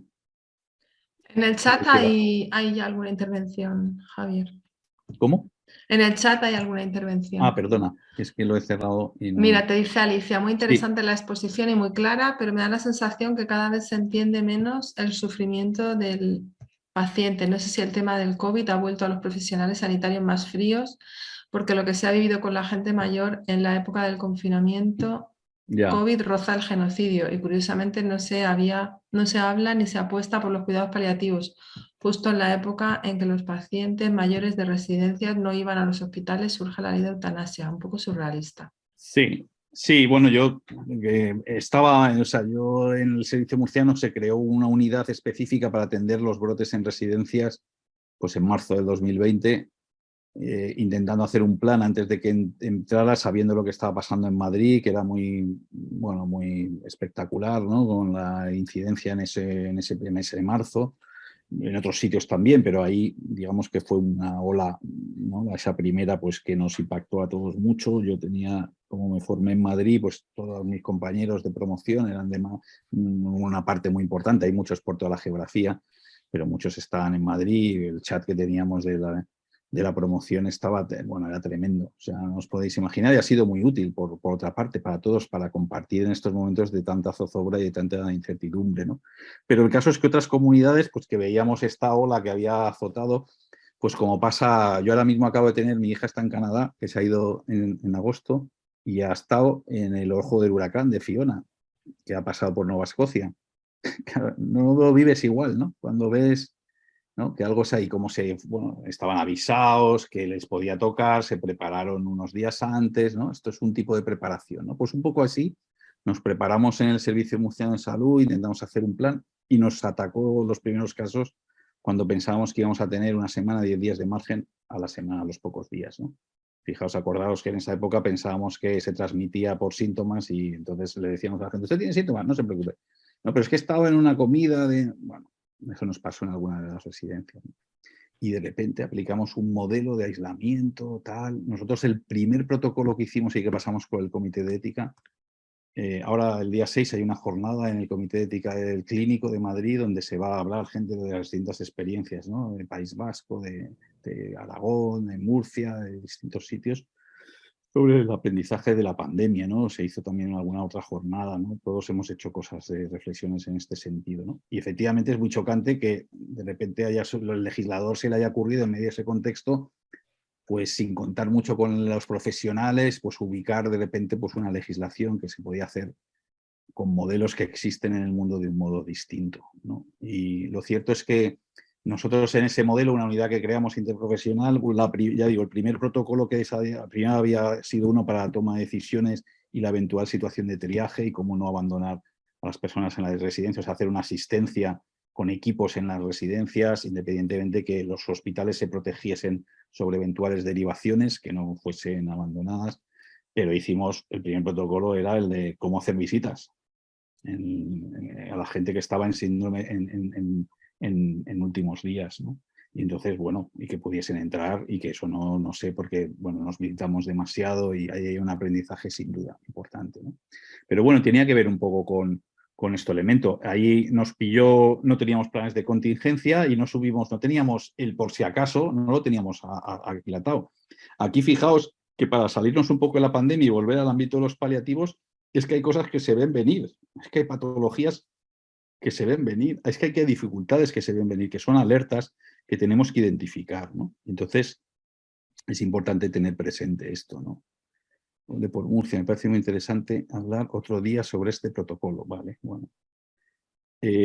Fijaos, por aprovechar con estas intervenciones, ya digo, interrumpir verbal, con audio o con comentarios como creáis, pero por avanzar un poco en esta historia de las trayectorias y cómo se pueden aplicar a los escenarios. Me salto los casos clínicos y me centro un poco en cómo tenemos que identificar ante un caso en qué fase está. Esto es lo que hacemos aquí con este ejercicio clínico, ¿no? Pones el caso, en qué fase está, ¿no? Qué cosas son prioritarias para llevar a cabo. Esto nos da una idea de cómo las entrevistas en cada fase de enfermedad pueden ser un poquito distintas. Pero quiero compartir con vosotros, para un poco terminar, que las herramientas a veces, o sea, esto de la idea del tiempo de oportunidad, el tiempo crítico, que aquí veis un poco el origen por el cual yo utilicé un poco esta denominación, ¿no? Que está basada en la primera máxima esta hipocrática, ¿no? Los aforismos estos hipocráticos, ¿no? El de la vida es breve, el arte extenso, la ocasión propicia, ¿no? El experimento difícil, ¿no? Esta ocasio praeceps, ¿no? Es o de kairos, ¿no? Esto es el tiempo crítico, ¿no? La ocasión, el tiempo, la ventana de oportunidad, ¿no? Esto nos pasa mucho a veces en los acompañamientos de final de la vida en paliativos. Tenemos la sensación de que llegamos, que río arriba, que es la expresión que yo utilizo por esta idea del río de la vida, deberíamos haber hecho algunas cosas más que nos ayudasen a afrontar ahora la parte de río rápido, de río revuelto, de catarata, que pueda ser el final en un momento dado, ¿no? Y de precipitarse las cosas, ¿no? Y esta es la idea un poco que tiene Ed Goodman, ¿no? Que es una de las generadoras de uno de los proyectos más interesantes también de estos de conversaciones, de Conversation Project, esta idea de conversaciones que ayudan, ¿no? Que siempre parece demasiado pronto hasta que es demasiado tarde, ¿no? Y hay una, en el JAMA para docentes, para pacientes, había un gráfico hace poquito que hablaba un poco de esta idea, ¿no? Los paliativos, ¿no? Una derivación tardía es como, bueno, ¿no? Unos meses más tarde, ¿no? Estás con un proceso, unos meses más tarde te está escalando y entonces, oye, perdona, mira, aquí tienes la ayuda, ¿no? Es un poco como llegar un poquito tarde con el plan de contingencia, ¿no? También es verdad que no es fácil identificar qué herramienta dar para luego si se utiliza, porque también si le das un paraguas a la gente y no llueve, ¿no? Pues un poco dice, bueno, me has tenido acojonado, ¿no? O sea, no es fácil, ¿no? Establecer ese momento de oportunidad, esa ventana. Pero lo cierto es que el proceso tiene esos componentes, vale, y decimos, esto lo tenemos que documentar, ¿no? Este proceso sistemático, comunicativo, relacional, fundamentado, sucesivo, que debe tener tomas en el tiempo, se tiene que traducir en nuestra documentación clínica de un modo que se compadezca con cómo funcionamos. Y si tenemos que modificar algo, tendremos que modificar en ese sentido. Esta es la definición de planificación compartida, el grupito que formamos la asociación en su momento, y esta es la diferencia que establecimos en la región de Murcia y que luego hemos publicado ahora en AMF también este cuadro, basándonos en el trabajo que hicimos en el modelo de PCA de la región de Murcia, sobre por qué es distinto el modelo de PCA. Y como he dicho, la clave está en la toma de decisiones, en el acompañamiento en el presente, ¿no? Eso es crítico y nos cambia un poco todo el elemento cultural, ¿no? Bueno, los proyectos que ha habido, me voy a pasar a la parte que me interesa de cómo en la entrevista evaluamos un poco este tipo de cosas. Mirad, yo creo que en estas fases necesitamos identificar en nuestra manera de documentar en la historia clínica, y voy llegando a las diapos. Bueno, esto es que las muñecas rusas, unas cosas se contienen en otras. La planificación es la madre de las muñecas, por así decirlo. Está en todo el proceso de ayudar a vivir en morir, en todo el proceso de acompañamiento. Luego en algunos tendremos que explorar el deseo de adelantar la muerte, un sufrimiento intolerable, solicitudes explícitas o no, que serán los menos casos. La idea está del decantador. Y hay una secuencia de movimientos como este juego de las torres de Hanoi. No podemos poner los círculos más grandes encima de los pequeños, porque esto es el juego de las torres, la tienes que trasladarlo sin incurrir en poner un círculo grande en uno pequeño, por lo tanto tienes que hacer una secuencia de movimientos lógica, ¿no? Que tenga sentido para abordar ese proceso de abordaje del sufrimiento, ¿no? Entonces, bueno, el monográfico que hemos hecho sobre la eutanasia, me salto esta parte, vamos a salir aquí, a la vista del moderador y nos pasamos todas estas diapos del sufrimiento y me interesa simplemente comentaros cómo documentar un poco, cómo se puede acercar a nuestros informes clínicos, a nuestras derivaciones y a nuestras entrevistas que podemos documentar, ¿no? Para poder establecer un poquito mejor este tema de la planificación, ¿no? Y tiene que ver un poco con estos escenarios de documentación que podemos recoger en cosas como esta, ¿no? Es decir, en un modelo que al final lo que intentamos... Quito esto del chat. Lo que intentamos es recoger estos componentes, ¿no? De trayectorias, de amenazas recursos, de biografía que decíamos, ¿no? Lo hacemos con la idea de las trayectorias y las etapas que hemos incorporado también. Y entonces ahora tenemos que recoger esto tenemos que tener una sección, una estructura, un ámbito de la historia electrónica, donde no solo tenemos lo que ahora hay, que es unos datos generales administrativos y luego un pupurrí clínico que es una sucesión de episodios con informes más o menos que recapitulan un poco cosas y luego como cosas que ahí acoplamos, si es donante o si hay una orden de no reanimación o si hay un documento de instrucciones previas. Necesitamos que todo esto tenga un poquito más de coherencia en la dinámica de trayectoria, lo acompañemos al menos desde cuando la gente vive con una enfermedad, sino ya desde las etapas de escenarios hipotéticos. Cuando tiene la vida en jaque, por supuesto, incorpore el contexto de su situación familiar, y no evaluaciones de la capacidad, genogramas, identificación de representante, legado y el componente biográfico. Esto es un poco lo que nosotros intentamos incorporar en que también sepamos caracterizar en el acompañamiento de la enfermedad, en torno a varias secciones, ¿no? El concepto de las amenazas, ¿no? El concepto de las preocupaciones y las expectativas, el concepto de qué debo saber de una persona, que es importante, cómo ha tomado decisiones, qué experiencias ha tenido de cuidado, a qué personas ha perdido, qué duelos ha afrontado, ¿no? Cómo le gusta tomar decisiones y qué red un poco tiene de cuidado y qué elementos de trascendencia, sobre todo en la etapa final. Y el elemento, lógicamente, de la trayectoria en la que está y el tipo digamos, de etapa nos lleva a cómo modular el elemento del conocimiento de la enfermedad. Para un EPOC habrá que hablar de ventilación, para una miocardiopatía hipertrófica habrá que hablar de reanimación cardiopulmonar, para un Alzheimer habrá que hablar de alimentación enteral en algún momento, ¿no? Cuando sea ese momento tenemos que ser proactivos nosotros en plantearlo.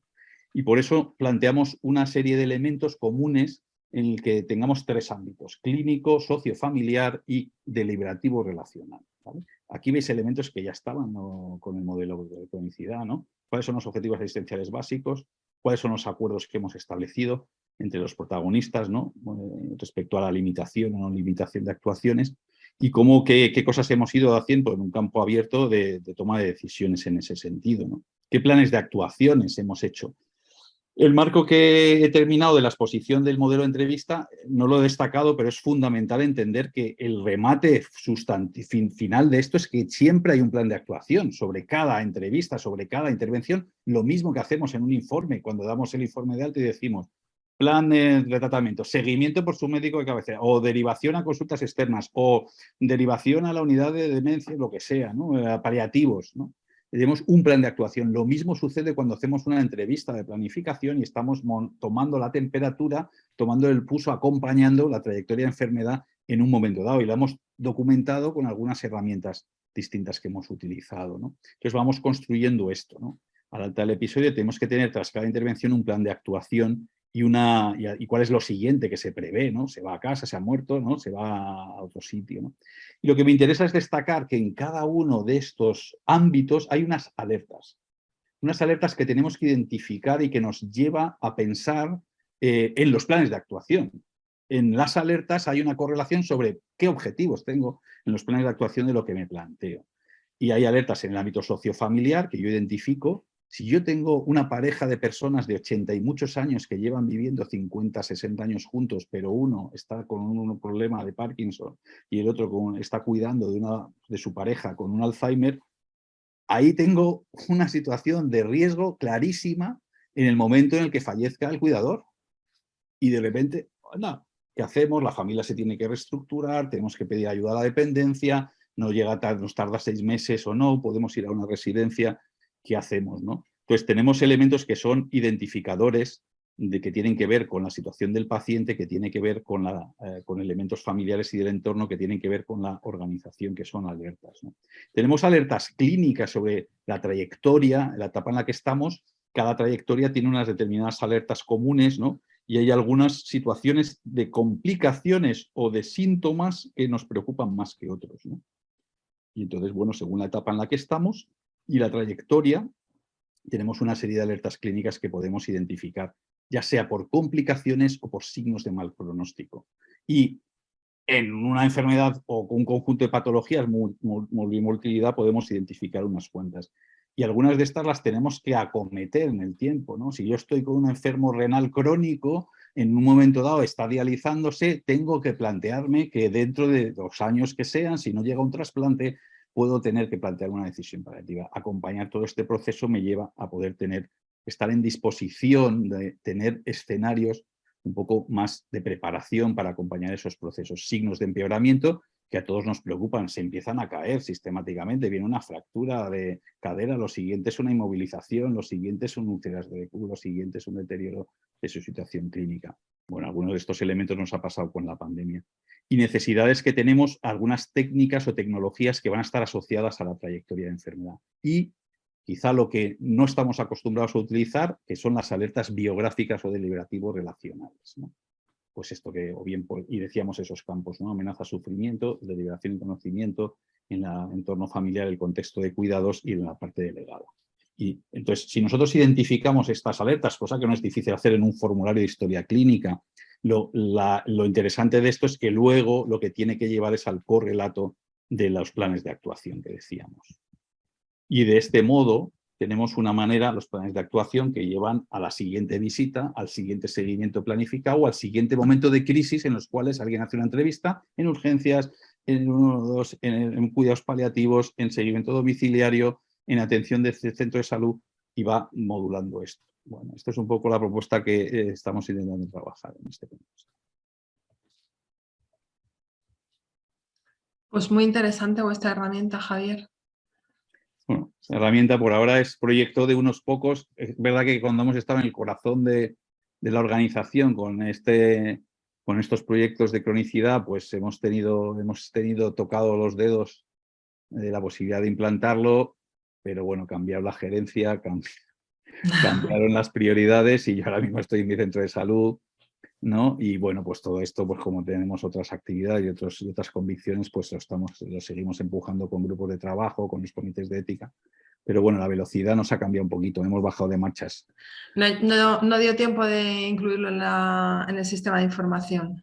No dio tiempo porque no, los informáticos son muy sensibles a las prioridades de los jefes y en un momento dado cambiaron las prioridades de los jefes. Entonces ahora estamos como grupo de trabajo haciendo las propuestas, tenemos el modelo regional y tenemos un grupo ahí pero hemos vuelto un poco al estatus de mosca zumbona, ¿no? Un poco ahí, bueno, haciendo propuestas útiles a la organización, tenemos un grupo de trabajo muy rico, con gente de distintas áreas en nuestros servicios de salud, distintos perfiles profesionales, distintas profesiones, ¿no? Medicina, enfermería, psicología, trabajo social, pero distintos urgencias, paliativos, atención domiciliaria, UCI, bueno, atención primaria, ¿no? Atención SAD, ¿no? Pero nos ha cambiado un poco, ya digo, el oído, el ciclo de atención de los gestores, pero bueno, no vamos a cejar, ¿no? En esto que nos parece muy claro, ¿no? Por lo menos tenéis un montón de trabajo avanzado y por lo que dices es un grupo bastante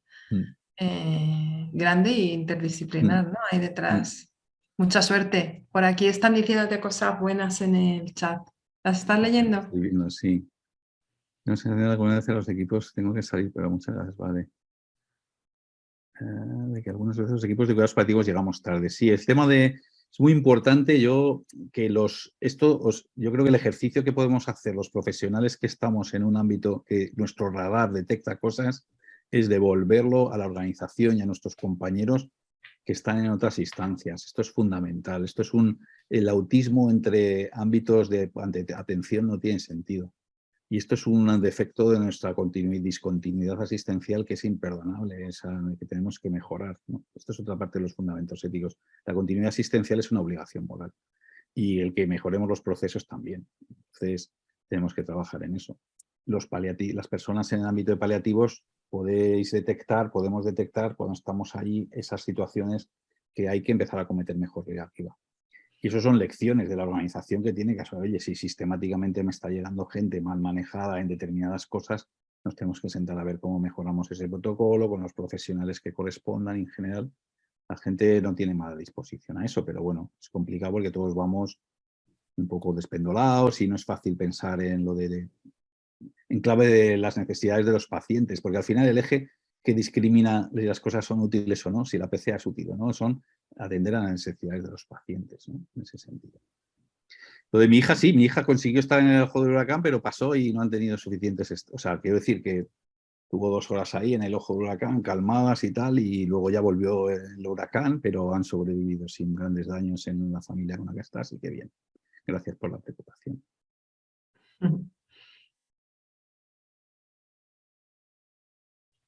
Bueno, te dan las gracias, te felicitan. Hay varias personas que han comentado que ha sido muy interesante. Yo creo que nos has dejado un montón de ideas y de temas sobre los que reflexionar, Javier. Yo me he apuntado aquí un montón de cosas, ¿no? Pues sí.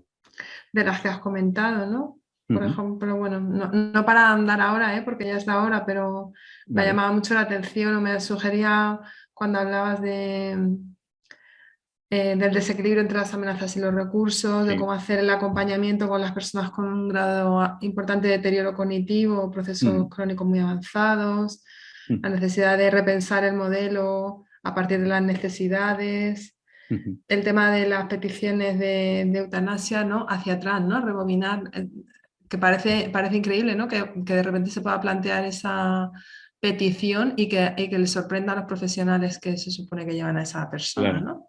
Sí. Con un buen proceso de planificación, sorpresa no debería de haber, supongo. Claro, debería ser como, esto es como si de repente llegase alguien al parto y uno dijese, pero ¿cómo? ¿Estás embarazada? ¿Que vas a parir ya? O sea, pero ¿cómo? ¿No? Y de repente tuviésemos toda nuestra organización de los partos estuviese en torno a cómo nos llega ya una persona que está,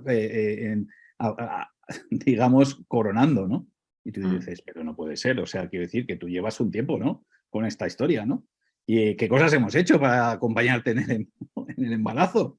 ¿No? Esto es la misma idea del alumbramiento que decíamos, ¿no? Es decir, un poco como, bueno, no, sería impensable en el tema del embarazo, que no es una enfermedad, que es una buena situación, digamos. Entonces, bueno, pues un poco parecidos un poco al sufrimiento. No podemos estar desaparecidos en esas claves y de repente que pongamos esa clave en manos del paciente y entonces digamos todos, bueno, venga, vamos a rellenar formularios, a ver un poco cómo está el tema este, ¿no? No tiene mucho sentido. Totalmente. Mira, te dice Cristina, personalmente pienso que siempre se puede explorar y saber qué valores y necesidades de los pacientes para poder ayudarles, excepto en la agonía. Entonces nos orientan las familias y conocer su voluntad, ¿no? Haber hecho el proceso antes. Sí, es verdad. Fijaos, por acabar un poco con la parte, decimos, bueno, ¿y dónde están los documentos? Los documentos son súper útiles como herramienta para acompañar este proceso. Pero yo soy convencido de que lo principal, lo llevo diciendo muchas décadas, es que seamos capaces de recogerlo en lo que es nuestra actividad clínica.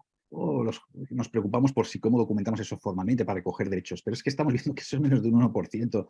Sin embargo, el 99%, o sea, todas las personas pasan por nuestra atención clínica cuando están a ayudarles a vivir la enfermedad, como decíamos al principio, y ayudar a vivir bien el morir tiene que ver con esto, acompañemos a todos. Cuando desarrollé un poco el documento me basé en uno que era Five Wishes, lo mencionó Cristina, hice una adaptación y es otra filosofía, un poco más narrativa, es un poco como... Y aquí, entre las cosas, a la gente le ayudas, le das material para que lea, pero le dices que, entre otras cosas, no es lo mismo plantear escenarios hipotéticos que escenarios. Os doy 3 pinceladas importantes de por qué los documentos aislados de una dimensión de trayectoria son herramientas, pues eso, de errores tipo 3, que estamos apuntando mal, ¿no?, al asunto, ¿no? Y decir, una idea es esta, ¿no?, que no es lo mismo escenarios hipotéticos que escenarios de... Y me parece que esto es importante que lo tengamos cada vez más claro en los documentos. Yo creo que es importante que, por tanto, podamos decir si estoy planteándome escenarios por si acaso o si estoy ya con una enfermedad. Si estoy con una enfermedad, tiene que haber un correlato en el proceso asistencial, en los planes de actuación, lo que decíamos en la historia clínica, y debemos ir modulando eso. Está bien prepararse en escenarios por si acaso. O está bien, pero sobre todo es más interesante también acompañar la enfermedad. Deseos Kairos o Deseos 5 Wishes tiene 5 partes, que es la elección de la persona y el representante. Segunda pincelada fundamental. El representante no tiene una autoridad, todo o nada. Y esto es fundamental en la evolución de los documentos, ¿no?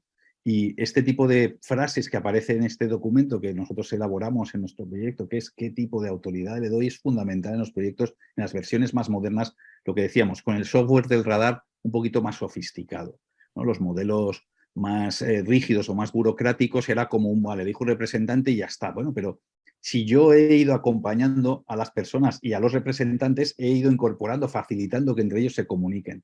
He ido abordando escenarios donde puedo ir contrastando, como con las cartas que mencionó Cristina, o herramientas que me ayudan a clarificar valores, ¿no? Y también he ido viendo cuál es el grado de autoridad, es decir, cuál es el grado, vale, tengo un representante porque eso es útil, pero oye, somos 5 hermanos y quiero que participen de alguna manera todos, o creo que el profesional pues tenga una opinión, de que proponga algo indicado y luego pues lo pondere, ¿no?, mi representante, y tome decisiones. Y yo, por lo tanto, establezco criterios sobre lo que quiero o no quiero, pero puedo dar ese criterio de autoridad, ¿no? Había una pregunta de Mira hace poco que decía la historia y defendía un documento como si la instrucción previa, ¿no?, la tienes que respetar, porque, bueno, y si la instrucción previa lo que dice es que respeta mi voluntad, pero sobre todo es que le doy la autoridad a mi representante. Es lo mismo que estamos haciendo con los apoyos y los poderes que estamos diciendo a la gente. Oiga, yo decido que un apoyo que quiero cuando no tenga capacidad es que esta persona es en la que me voy a apoyar y esta persona es la que tiene que tomar determinadas decisiones. Pero eso requiere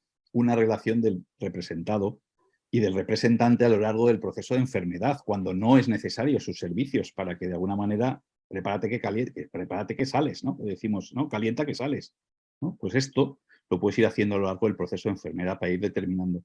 Puedes ver escenarios hipotéticos en las 3 grandes categorías, ¿no? De estoy con una enfermedad terminal, o estoy con una situación irreversible, un estado vegetativo, por entendernos, o estoy con una afectación, dependencia física muy grave, ¿no?, para tetraplegia o lo que sea, ¿no?, quedo ciego, lo que sea, ¿no?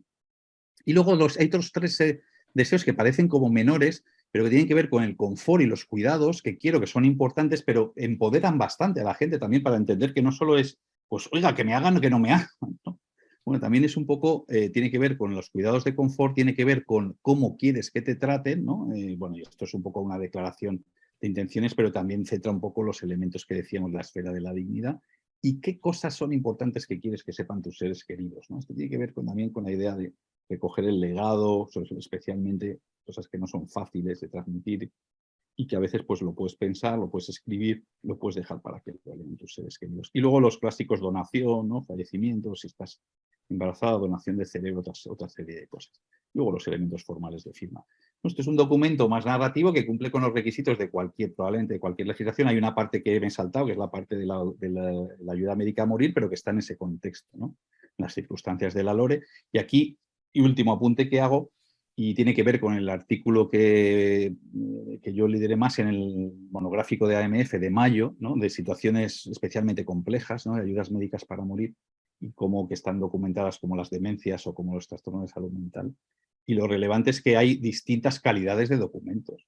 Hay distintas calidades de documentos y debemos promover que los documentos tengan una calidad suficiente. Si alguien tiene una demencia, los criterios que están dando los canadienses, que están dando Países Bajos, etcétera, es que cuando tienes el diagnóstico empiezas a interaccionar con la persona para modular también acompañarle en el proceso, y que por lo tanto tienes que identificar marcadores que son, porque en un proceso de demencia para uno es que se mee y que le tengan que limpiar, para otro a lo mejor es que ya no reconozca a nadie y nadie pueda hablar, que ya no pueda hablar y le tengan que dar de comer. Identificar esos marcadores que marcan hitos, digamos, donde se superan las líneas de dignidad de las personas, nos ayuda a identificar esos marcadores de lo que es considerado sufrimiento intolerable por la persona. Y si además luego los acompañamos y podemos tomarles el pulso mientras tenemos capacidad, pues entonces habremos tenido un buen documento, un buen proceso de planificación, una buena indicación de cómo hemos ido intentando modular ese sufrimiento, y podremos acompañar un proceso incluso en las situaciones de último recurso. Creo que era importante que también cerremos con la parte de las herramientas que utilizamos más formales, no solo las de la historia clínica.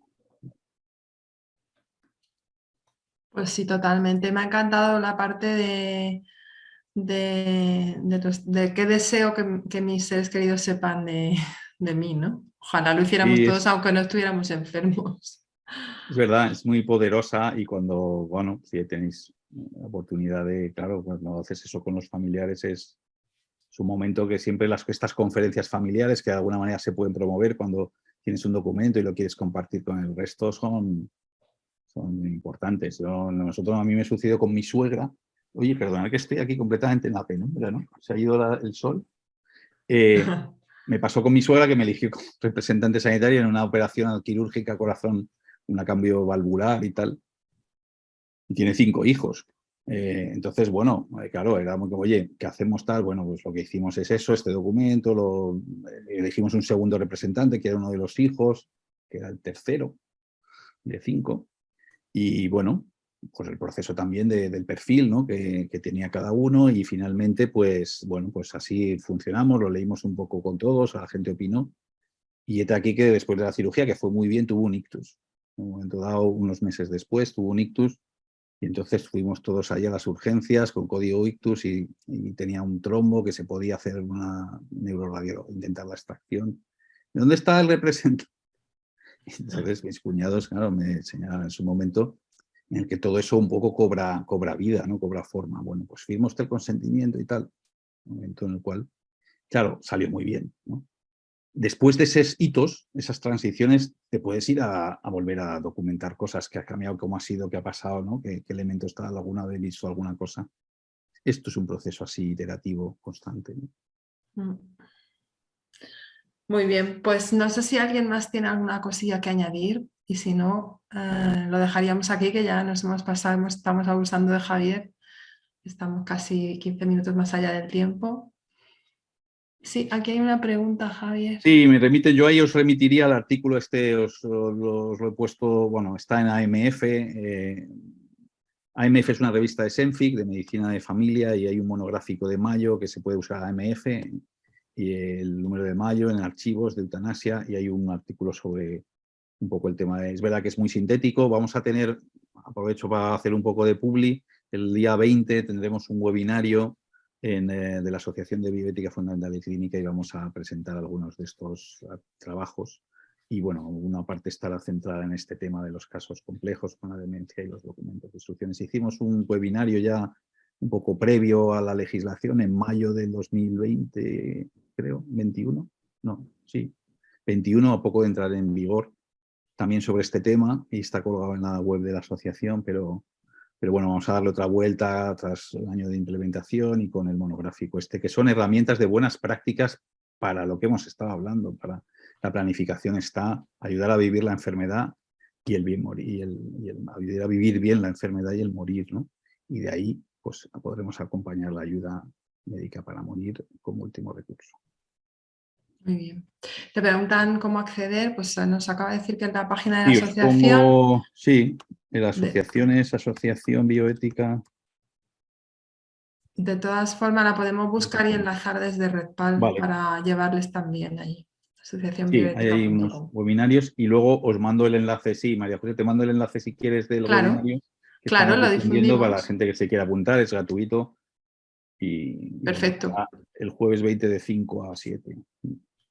Muy bien, que vaya fenomenal. Muchísimas Muy gracias. bien, muchas gracias a todas y nada, pues estoy a vuestra disposición, María José. Pues muchísimas gracias, ha sido un lujazo, ya te digo, nos has dejado muchísimos temas para darle vueltas a la Pues ahí cabeza. estamos. Muchos temas La en los que tarea es mucha pensar. y los obreros somos pocos. Gracias, Javier. Bueno, Hasta a pronto. Gracias vosotras. a todos y a todas. Nos vemos el próximo martes. Tenemos la siguiente sesión sobre valoración de la complejidad. ¿Vale? Así que muchas gracias. Hasta luego. A vosotras. Hasta luego. Chao.